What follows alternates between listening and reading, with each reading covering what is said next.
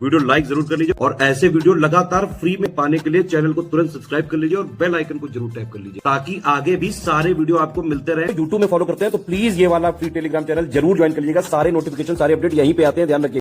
नमस्कार दोस्तों, आप सभी का स्वागत है स्टडी फॉर एग्जाम्स में। दोस्तों, आज हम लोग इस वीडियो में कुछ इंपॉर्टेंट टॉपिक हैं जो आपके लोअर पीसेस के लिए उपयोगी हैं, उनको हम लोग कवर करेंगे। जिसमें हम लोग कंप्यूटर की जो फंक्शन की होती है, साथ में ओएसआई लेयर होती है और कंप्यूटर के नेटवर्क कौन कौन से होते हैं, उनका क्षेत्र क्या क्या होता है, इसके अलावा पोर्ट नंबर है, फिर इसके बाद जो एआई किस कंपनी का है वो असिस्टेंट, उसके बारे में जाने हम लोग। फिर आपका बंदरगाह जो टॉपिक है उसको हम लोग कवर करेंगे। साथ में पंचवर्षीय योजना है, उसको हम लोग सारी पंचवर्षीय योजना में क्या क्या चीज़ें हुई उसको हम लोग कवर करेंगे। और इसके अलावा जो है अंतिम जो टॉपिक होगा स्मार्ट सिटी मिशन है, इसको हम लोग इस वीडियो में कवर करेंगे। तो आइए हम लोग सबसे पहला जो टॉपिक है ये आप देखते हैं कि फंक्शन की आप लोग जानते हैं कि आप अगर कंप्यूटर लैपटॉप चलाते होंगे तो उसमें जो है टोटल जो फंक्शन की है आपकी 13 होती है। फंक्शन की जो है टोटल 13 होती है। 12 जो आपकी टोटल ऊपर होती है और एक जो फंक्शन की होती है जहाँ शिफ्ट होता है वहाँ पर कुछ कीबोर्ड में होता है। तो टोटल जो फंक्शन की आपकी 13 होती है। इसका भी उपयोग जो है आवश्यकता अनुसार किया जाता है। तो आइए हम लोग देखते हैं फंक्शन की उपयोग क्या क्या होते हैं। F1 का जो उपयोग होता है या किसी भी सॉफ्टवेयर या प्रोग्राम में जो है हेल्प सहायता विंडो ओपन करने के लिए उपयोग किया जाता है। F2 जो होता है या किसी चयनित सेलेक्टेड फाइल या फोल्डर में जो है आइकन का नाम बदलने के लिए किया जाता है। F3 जो होता है या किसी एक्टिव विंडो या ब्राउजर में जो है सर्च खोज बार या फाइल एक्सप्लोरर सर्च खोजने के लिए जो है इसका उपयोग किया जाता है F3 का। F4 जो है Alt 4 के साथ दबाने पर जो है वर्तमान विंडो प्रोग्राम या ब्राउजर बंद किया जाता है। और F5 जो होता है यह वेब पेज डेस्कटॉप या फोल्डर की सामग्री को जो है रिफ्रेश करने के लिए उपयोग किया जाता है। F6 जो है यह इंटरनेट ब्राउजर जैसे क्रोम एज में जो है कर्सर को एड्रेस बार में ले जाने या हाईलाइट करने के लिए किया जाता है। F7 जो है यह माइक्रोसॉफ्ट वर्ड और आउटलुक में जो है स्पेल और ग्रामर चेक वर्तनी और व्याकरण जांच के लिए उपयोग किया जाता है। F8 जो है कंप्यूटर बूट होते समय जो है यह बूट मेनू ओपन करने के लिए सेफ मोड में प्रवेश करने देता है। F9 जो होता है यह माइक्रोसॉफ्ट वर्ड डॉक्यूमेंट जो है रिफ्रेश करने और MS आउटलुक में जो है ईमेल भेजने और प्राप्त करने के लिए उपयोग किया जाता है। F10 जो है किसी एप्लीकेशन मेन्यू बार एक्टिव करने के लिए। अब अगर आप शिफ्ट F10 दबाते हैं तो जैसे आपका माउस राइट क्लिक करता है वैसा यह कार्य करता है। F11 जो है यह ब्राउजर को जो है फुल स्क्रीन मोड में करने या हटाने के लिए उपयोग किया जाता है। और F12 जो है माइक्रोसॉफ्ट वर्ड एक्सेल में जो है save as dialog box open करने के लिए या ब्राउजर में डेवलपर टूल्स देखने के लिए किया जाता है। एक बार हम लोग रिवीजन कर लेते हैं। F1 का उपयोग हम लोग हेल्प के लिए करते हैं। F2 जो है रीनेम के लिए। F3 सर्च के लिए। F4 जो आपका Alt+4 दबाते हैं तो हम लोग प्रोग्राम विंडो या ब्राउजर को बंद करने के लिए लेते हैं। F5 जो रिफ्रेश के लिए करते हैं। F6 जो है एड्रेस बार पर जाने के लिए करते हैं। F7 जो स्पेल एंड ग्रामर चेक के लिए करते हैं। और F8 जो है यह बूट मेनू ओपन करने के लिए सेफ मोड में प्रवेश करने के लिए करते हैं। F9 जो है यह वर्ड में जो है डॉक्यूमेंट रिफ्रेश करने और MS आउटलुक में जो है प्रवेश करने के लिए किया जाता है। F10 जो है यह मेनू बार एक्टिव करने के लिए और Shift+F10 दबाने पर यह राइट क्लिक जैसा उपयोग होता है। और F11 जो है यह फुल स्क्रीन मोड में ऑन करने और ऑफ करने के लिए किया जाता है। और F12 जो है यह save as dialog box open करने के लिए किया जाता है। यह जो है फंक्शन की है उसका उपयोग क्या क्या उनको हम लोग देख लेते हैं। आप लोग जानते हैं कि OSI लेयर में टोटल 7 लेयर होती हैं। इनका जो क्रम आप जानते हैं कि नीचे से ऊपर होता है। तो पहली जो लेयर होती है उसे हम लोग फिजिकल लेयर कहते हैं। दूसरी आपका डाटा लिंक लेयर होती है। तीसरी नेटवर्क लेयर होती है। चौथी आपका ट्रांसपोर्ट लेयर। पांचवी सेशन लेयर। छठी आपका प्रेजेंटेशन लेयर और सातवीं आपका एप्लीकेशन लेयर होती है। परीक्षा में कभी कभी जो है इसके जो है सीक्वेंस को भी पूछता है, तो इसलिए आपकी इंपॉर्टेंट है। Physical layer, data link layer, network layer, transport layer, session layer, presentation layer और आपका एप्लीकेशन लेयर। यह जो OSI मॉडल के जो है 7 लेयर है। क्रम जो इसका नीचे से ऊपर की तरफ होता है। अगला जो टॉपिक है इंटरनेट कंप्यूटर नेटवर्क को उनके भौतिक विस्तार जियोग्राफिकल एरिया के आधार पर जो है 4 भागों में बांटा गया है जैसा नीचे बताया गया है। पहला आपका पैन पर्सनल एरिया नेटवर्क, इसके जो है फुल फॉर्म को परीक्षा में पूछता है। यह सबसे छोटा नेटवर्क जो एक व्यक्ति के निजी उपकरणों को आपस में जोड़ने के लिए उपयोग किया जाता है। और यह जो लगभग 10 मीटर एक कमरा या व्यक्ति के आसपास जो होता है। विशेषकर जो लोग ब्लूटूथ यूज करते हैं या हेडफोन यूज करते हैं वो लोग जानते हैं। साथ में जो है लैपटॉप से प्रिंटर कनेक्ट करना, ये सभी चीजें जो आपकी पैन का जो है उदाहरण है। इसके अंतर्गत आपका ब्लूटूथ है, जिग्बी है, USB के जरिए डेटा ट्रांसफर करना जो है ये इसके उदाहरण है। इसके अलावा अगला आपका लैन है, लोकल एरिया नेटवर्क। इसके फुल फॉर्म को भी आप ध्यान दीजिएगा। यह नेटवर्क एक छोटी भौगोलिक सीमा जैसे घर, कार्यालय, स्कूल, बिल्डिंग के अंदर काम करता है। और इसका जो रेंज होती है वह लगभग 1 से 5 किलोमीटर होती है और इसकी गति जो बहुत अधिक होती है। इसमें जो है मेंटेन करना इससे आसान होता है। विशेष रूप से इसका उपयोग जो ऑफिस में फाइलों को शेयर करने, एक ही प्रिंटर को जो है कई कंप्यूटर से उपयोग करने में इसका उपयोग होता है। इसका जो उदाहरण इंटरनेट केबल है, वाईफाई है, घर का वाईफाई राउटर, ये सभी इसके उदाहरण लाइन के हैं, लोकल एरिया नेटवर्क के।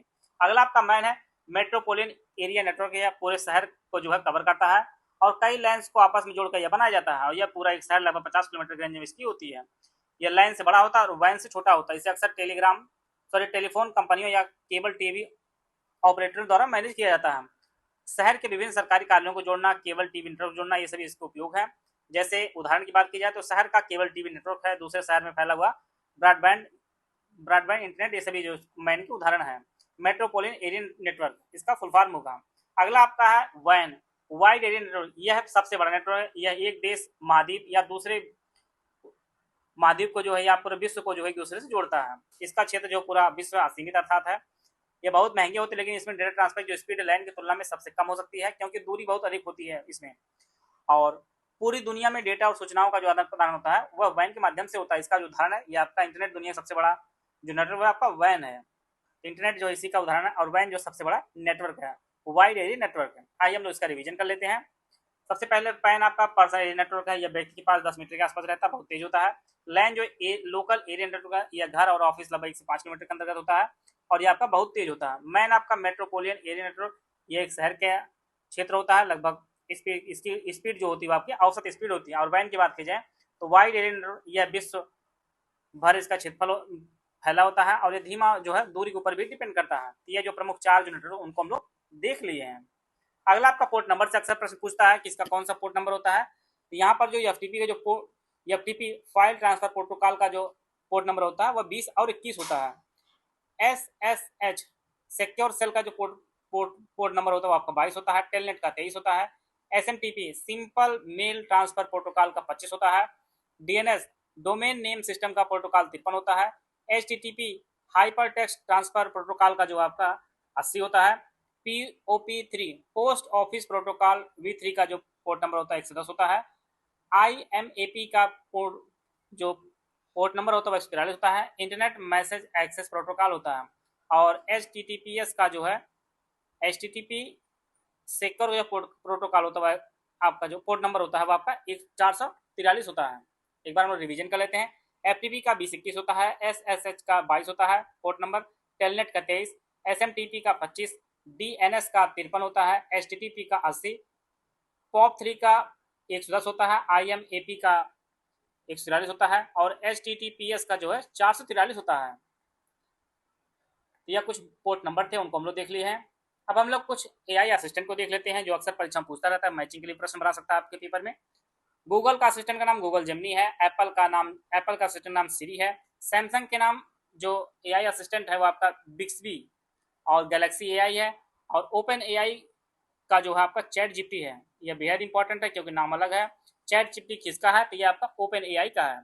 इसी प्रकार माइक्रोसॉफ्ट कोपायलट वर्तमान में है, पहले इससे पहले जो कोर्टना था जिसे आप जो है माइक्रोसॉफ्ट ने बंद कर दिया। इसके अलावा अमेजन का सबसे चर्चित आपका अमेजन एलेक्सा है जो बार बार परीक्षा में पूछता रहता है।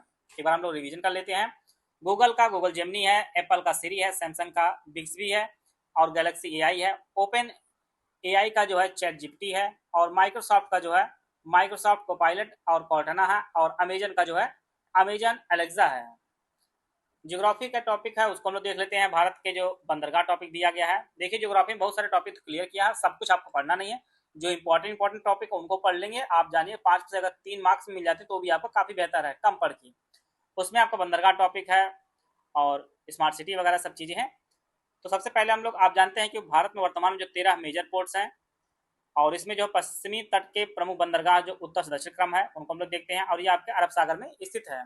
एक बार हम लोग पहले डिटेल देखते फिर आपको मैप की सहायता दिखाया जाएगा। पहला आपका कांडला बंदरगाह जिसका नाम वर्तमान में दीनदयाल बंदरगाह रख दिया गया, आपके गुजरात में स्थित है। और यह जो है परीक्षा में विशेषता से ही प्रश्न आपके पूछेगा जहां तक चांसेज है। यह एक ज्वारी बंदरगाह है जो एक मुक्त व्यापार क्षेत्र FTZ वाला एक प्रमुख पोर्ट है। दूसरा आपका मुंबई बंदरगाह या महाराष्ट्र में है और यह भारत सबसे बड़ा प्राकृतिक बंदरगाह जो है सबसे व्यस्त पोर्ट है आपका। नवा सेवा जवाहरलाल नेहरू पोर्ट्स है, यह भी आपके महाराष्ट्र में है। यह देश का सबसे बड़ा कंटेनर पोर्ट है, जिसे मुंबई पोर्ट का दबाव कम करने के लिए बनाया गया था। मरमगांव ये आपका गोवा में स्थित है, जुआरी नदी के मुहाने पर स्थित है। यहाँ से मुख्य रूप से जो है लौह अयस्क का निर्यात किया जाता है। न्यू मैंगलोर या कर्नाटक में मुख्य रूप से जो है कुंद्रे मुख्य खानों से निकलने वाले जो लौह अयस्क और कॉफी का निर्यात जो है यहाँ से किया जाता है मैंगलोर से। कोच्चि जो केरल में स्थित है, इसे अरब सागर रानी कहा जाता है। यह प्राकृतिक जो हार्बर है जो वेम्बनाड झील के पास स्थित है। तो देखिए जो पश्चिम में है टोटल 6 पोर्ट्स हैं और पूर्व में जो आपके 7 पोस्ट हैं। तो आइए हम लोग यह जो पोर्ट्स हैं आपके यह जो आपका बंगाल की खाड़ी में स्थित है। पहला आपका कोलकाता जो वर्तमान में इसका नाम रखा गया श्यामा प्रसाद मुखर्जी पोर्ट वर्तमान में हो गया, या पश्चिम बंगाल में है। यह एक नदी बंदरगाह जो हुगली नदी पर स्थित है। इसका जो सहायक पोर्ट आपका हल्दिया है। पारादीप आपके उड़ीसा में स्थित है, महानदी डेल्टा पर स्थित है। यह गहरे पानी का बंदरगाह जो मुख्य रूप से जो है जापान को लौह अयस्क निर्यात किया जाता है यहाँ से। विशाखापट्टनम आंध्र प्रदेश में भारत सबसे गहरा जो है डीपेस्ट पोर्ट है, जो प्राकृतिक पहाड़ियां से जो है सुरक्षित है। अगला आपका एन्नोर कामराज बंदरगाह या तमिलनाडु में स्थित है। भारत का पहला कॉर्पोरेट तर्ज पर जो है गठित प्रमुख बंदरगाह है और यह जो है एक पब्लिक लिमिटेड कंपनी भी है। चेन्नई बंदरगाह या तमिलनाडु में स्थित है। भारत का दूसरा सबसे व्यस्त और सबसे पुराना कृत्रिम जो है बंदरगाह है। तूतीकोरिन वीओ चिदम्बरम पोर्ट है, यह भी आपका तमिलनाडु में है। यह मन्नार खाड़ी के पास दक्षिण छोर पर स्थित है और यह पर्ल और बाहरी व्यापार के लिए काफी फेमस है। अगला आपका अंडमान निकोबार द्वीप समूह में है, पोर्ट ब्लेयर है, अंडमान निकोबार में है और यह 13वां प्रमुख बंदरगाह घोषित किया गया था। तो यह जो है पूर्व में भारत के 7 बंदरगाह हैं और पश्चिम में जो है 6 बंदरगाह हैं। यह भी सूत्र ध्यान दीजिएगा। आइए हम इसको मैप के साथ हम एक बार देख लेते हैं। यहाँ पर आपका दीनदयाल बंदरगाह है। फिर आपका यह गुजरात में स्थित है। फिर आपका महाराष्ट्र में मुंबई वाला है। दूसरा आपका जवाहरलाल नेहरू वाला बंदरगाह है इस प्रकार से। फिर आपका गोवा में मार्मुगांव है। न्यू मैंगलोर आपका कर्नाटक में है। कोचीन आपका केरल में है। तमिलनाडु में जो है वीओ चिदम्बरम है। फिर आपका चेन्नई है। फिर आपका एन्नौर जो है यह भी आपका तमिलनाडु में स्थित है। इसके अलावा विशाखापट्टनम आपका उड़ीसा में है। पारादीप उड़ीसा में, विशाखापट्टनम आंध्र प्रदेश पर। यह जो आपका विशाखापट्टनम आंध्र प्रदेश में है और पश्चिम बंगाल में जो आपका कोलकाता वाला है। तो टोटल जो है और फिर यहाँ पर जो है इधर जो है ये आपका अंडमान निकोबार में पोर्ट ब्लेयर वाला है। तो टोटल जो है इधर जो है 7 हैं और इधर 6 हैं। इनके ऊपर से क्रम में भी आप ध्यान दीजिएगा, दीनदयाल उपाध्याय, फिर मुंबई, फिर जवाहरलाल नेहरू, फिर मार्मुगांव, न्यू मैंगलोर, कोचीन और इसके अलावा ऊपर जो कोलकाता है, फिर पारादीप, विशाखापट्टनम, फिर एन्नौर, चेन्नई और वीओ चिदम्बरम। तो यह जो है उत्तर से दक्षिण का क्रम भी आपको सजाने को दे सकता है। लेखपाल पूछा था, हो सकता है इसमें भी पूछा जा सकता है। तो यह टोटल जो है भारत के बंदरगाह हो गए हैं। जो 13 बंदरगाह हैं उनको हम लोग देख लिए हैं। स्टडी फॉर सिविल सर्विसेज का कंपाइलेशन 2026 जो है हिंदी मीडियम वालों के लिए आ चुका है। जैसे आप लोग देख पा रहे होंगे, भारत का इतिहास यूपी पीसीएस प्रीलिम्स 2026 के लिए जो हमारा स्पेशल जो नोट्स है ये आ चुका है, जिसे आप इस प्रकार से देख सकते हैं। यह जो डेमो है यह है एंशिएंट हिस्ट्री का है, जिसमें आप लोग देख पा रहे होंगे टोटल 121 पेज में जो है एंशिएंट हिस्ट्री को पूरा कवर किया गया है। पूरा अच्छे से जो है डिजाइन किया गया है, पूरा कलरफुल जो है नोट्स बना के ग्रुप में दिया जा रहा है। इस प्रकार से जो है बेहद शानदार हर चीजें जो है कवर की गई हैं। छोटी छोटी चीजें यहाँ पर जो है व्यवस्थित रूप से बना के दिया जा रहा है, जिसे आप लोग जो है इस प्रकार से देख सकते हैं। सारी चीजें मैप बेस्ड सब कुछ बनाई गई है। हर चीज को डिटेल में कवर किया गया है, जिससे परीक्षा में कोई भी प्रश्न पूछा जाए आप उसका उत्तर देने में सक्षम है। यहाँ पर देख पा रहे हैं गौतम बुद्ध जी के संबंधित जो भी फैक्ट हैं, पहले गुरु दूसरे गुरु चीजें, जो भी चीजें पूछी जाती है परीक्षा के लिए, सभी चीजों को इस प्रकार से जो है चित्र के माध्यम से व्यवस्थित रूप से ग्रुप में दिया जा रहा है। इस प्रकार से आप देख सकते हैं नोट्स किस प्रकार से आपको बनाना है, किस प्रकार चीजें की देनी आपको जो है बनाना है, सभी चीजें इसमें व्यवस्थित रूप से दिखाई गई, प्रदर्शित की गई हैं और सारी चीजें जो है व्यवस्थित रूप से दिया जा रहा है। आप इस प्रकार से देख सकते हैं गुप्त वंश संस्थापक कौन है, अंतिम शासक कौन है, वास्तविक संस्थापक कौन है, इनके जो है शासक का क्रम कौन सा है, सारी चीजें यहाँ पर व्यवस्थित रूप से प्रकार से दी जाती हैं। तो जो लोग भी यूपी पीसीएस प्री 2026 की तैयारी कर रहे हैं वो लोग हमारे इन 3 दिए गए नंबर 8564880530, 7523864455, 9696066089 पे कॉल या व्हाट्सएप करके जो है हमारे इस यूपी पीसीएस प्रिंट बैच से जुड़कर जो है आप अपनी तैयारी को बेहतर कर सकते हैं। अभी भी आपका जितना समय बचा है पेपर के लिए, उसके लिए जो है आप ज्ञान सर के जो है अपडेटेड रिवाइज सिलेक्शन मटेरियल आप लेकर जो है, जिसमें आपको समरी दी जाएगी, कंपैरिजन दिया जाएगा, लिस्टिंग दिया जाएगा, सब कुछ आपको दिया जाएगा। यह पढ़ के जो है साथ में आप एसएस के पेड क्विज लगाएं और एसएस के टेस्ट सीरीज लगा लें। आराम से आप जो है प्रैक्टिस करके आराम से कट ऑफ क्वालिफाई कर सकते हैं। हर बार आप लोग देख पा रहे होंगे कि हमारे टेस्ट सीरीज, पेड क्विज और कंटेंट से जो है 125 से 135 प्रश्न तक डायरेक्ट आते हैं और आपका जो है कट ऑफ मैक्सिमम जो है 90 से 95% तक कट ऑफ जाती है और उससे कहीं ज़्यादा आपका जो है हमारे कंटेंट से आपको देखने को मिलता है। तो आप इसके तैयारी के लिए जो है हमारे बैच से जुड़कर जो अपनी तैयारी को बेहतर कर सकते हैं और अपने लिए जो है एक चीज़ सुरक्षित कर सकते हैं। अब अगला जो टॉपिक हमारा पंचवर्षीय योजना, इसको हम लोग देख लेते हैं, जहाँ से प्रश्न पूछा सकता है। जोसेफ स्टॉलिन जो है प्रथम व्यक्ति थे जिन्होंने सोवियत संघ में जो है वर्ष 1928 में पंचवर्षीय योजना को लागू किया था और भारत में टोटल 1951 से 2017 तक जो है मॉडल पंचवर्षीय योजना पर आधारित नियोजन की अवधारणा प्रस्तुत की गई थी, लेकिन जो वर्तमान सरकार है बीच में इन्होंने लास्ट में जो कैंसिल कर दिया था। आज हम लोग उसको देख लेते हैं। बीच में 2015 में जो है योजना आयोग की जगह पर जो है नीति आयोग का इन्होंने गठन कर दिया था। आज हम लोग देखते हैं इसको। पहली पंचवर्षीय योजना 1951 से 56 थी। इसमें भारत के पहले प्रधानमंत्री जवाहरलाल नेहरू ने जो है भारतीय संसद में प्रस्तुत किया था और मुख्य रूप से कृषि पर यह ध्यान केंद्रित किया गया था। इसमें बांधों और सिंचाई में जो है निवेश शामिल किया गया था और इसी पंचवर्षीय योजना में भाखड़ा नांगल बांध की जो है स्थापना की गई थी। यह हेरोड डोमर मॉडल पर आधारित था। इसने जो है और इसके तहत 1956 तक जो है 5 IIT संस्थान भी विकसित किया गया था। इसमें लक्ष्य जो निर्धारित किया था 2.1 लक्षित किया गया था और विकास जो मिला था हमें वह 3.6% मिला था। तो काफी सफल रही थी पहली पंचवर्षीय योजना। दूसरा पंचवर्षीय योजना 1956 से 51 तक, इसमें जो है तीव्र औद्योगिकरण और सार्वजनिक क्षेत्र पर बल दिया गया था। अब इसका जो रूपरेखा तैयार की थी वो PC महालनोबिस जी ने तैयार किया था और इसमें जो है 4.5% की लक्ष्य रखा गया था और मिली थी 4.27, लगभग ठीक ठाक था। ये आपकी पंचवर्षीय योजना दूसरी। तीसरी पंचवर्षीय योजना जो है इसमें कृषि और गेहूं के उत्पादन में सुधार पर केंद्रित किया गया था और लक्ष्य था 5.6 और मिला था जो है 2.4%। तीसरी योजना की विफलता का जो संकेत और सरकार को जो योजना अवकाश हुआ था 69-67 तक, फिर 67-68 तक, 68-69 तक घोषणा करनी थी। अब इसी बीच में आप जानते हैं भारत चीन युद्ध और भारत पाकिस्तान युद्ध हुआ था, इस कारण जो है काफी असफल रही थी। तीसरी पंचवर्षीय योजना जो है काफी असफल थी। चौथी पंचवर्षीय योजना 69 से 74 तक, इसे प्रधानमंत्री इंदिरा गांधी कार्यकाल दौरान जो पेश किया गया था और यह जो है गॉडगिल फार्मूले के आधार पर जो है यह बनाई गई थी और इसी के तहत जो है 14 राष्ट्रों का बैंककरण किया गया था 1969 में और हरित क्रांति को बढ़ावा दिया गया था। सूखा संभावित क्षेत्र भी इसी में शुरू किया गया था। लक्ष्य रखा गया 5.6 का और मिला था जो विकास दर प्राप्त हुई थी वह 3.6 की मिली थी।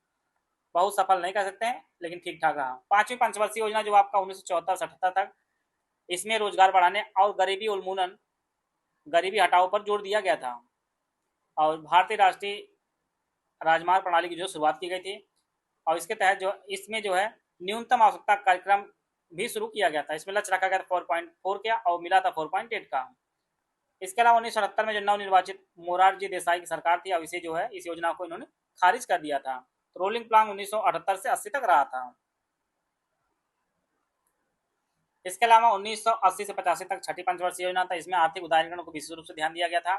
परिवार नियोजन कार्यक्रम शुरू किया गया था और शिवरामन समिति पर जो है राष्ट्रीय कृषि और ग्रामीण bank, national bank for agriculture and rural development, NABARD की स्थापना वर्ष 1982 में इसकी स्थापना की गई थी। लक्ष्य रखा गया था 5.2 का और मिला था 5.7।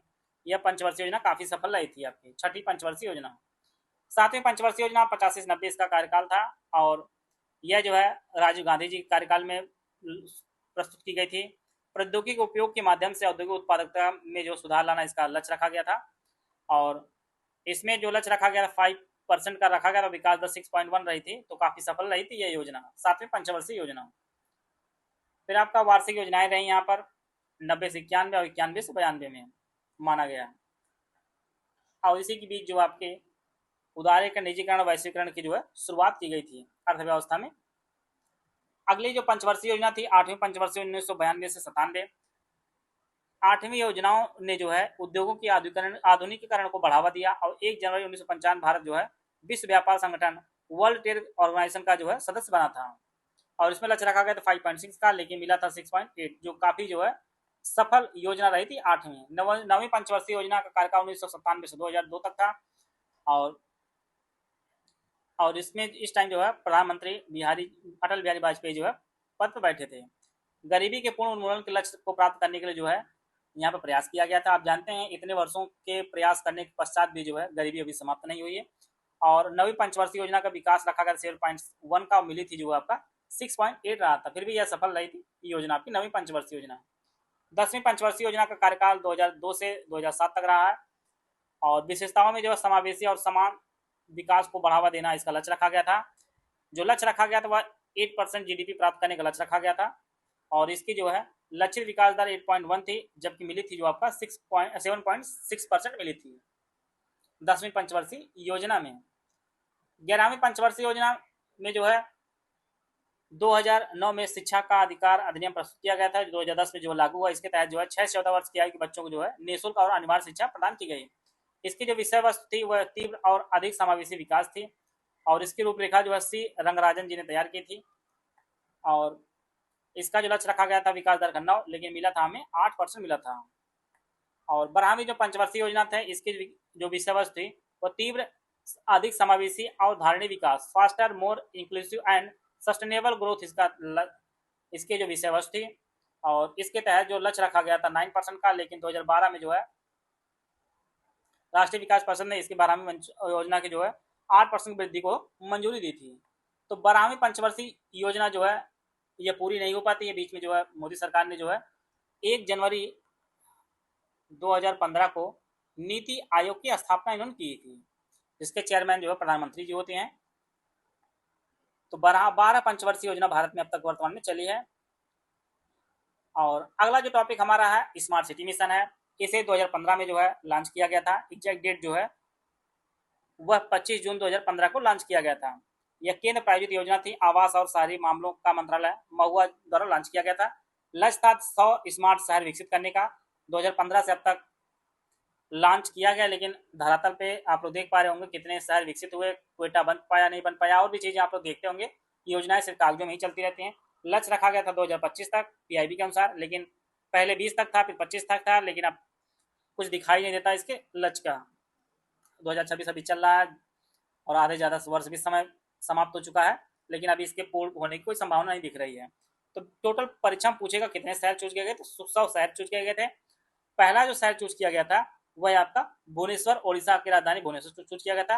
और 100वां जो शहर चूज किया गया था वह शिलांग, मेघालय का राजधानी है, उसे चूज किया गया था। उद्देश्य था इसका ढांचा और जीवन की अच्छी गुणवत्ता प्रदान करना, स्वच्छ और टिकाऊ पर्यावरण सुरक्षित करना था। और इसमें जो है केंद्र और राज्य के बीच जो बंटवारा होगा पैसे का, 50-50% जो है लागत का साझाकरण किया जाएगा। और केंद्र सरकार ने 5 वर्ष के लिए 48,000 करोड़ का आवंटित किया, तो प्रत्येक शहर को जो है 100 करोड़ इसके तहत मिला होगा। पहला स्मार्ट शहर जो चुना गया था आपका उड़ीसा चुना गया था। 100 टोटल चुने गए थे। और 100वां जो चुना गया था यह मेघालय की राजधानी शिलांग को चुना गया था। अब बात कर लेते हैं अपने उत्तर प्रदेश की। टोटल जो है 10 शहरों को चुना गया था। इसमें लखनऊ, कानपुर, वाराणसी, आगरा, प्रयागराज, झांसी, अलीगढ़, बरेली, मुरादाबाद और सहारनपुर। ये टोटल 10 शहर थे। टोटल 100 शहरों में पहला शहर जो चुना गया था भुवनेश्वर, और अंतिम शहर 100वां जो आपका मेघालय राजधानी शिलांग चुना गया था। और उत्तर प्रदेश के 10 शहरों को चुना गया था। इस प्रकार जो कुछ इंपॉर्टेंट टॉपिक थे हम लोग इसको कवर कर लिए हैं। आशा है आप सभी को बहुत कुछ जानने को मिला होगा। मिलते हैं नेक्स्ट वीडियो, तब तक जय हिंद, जय भारत।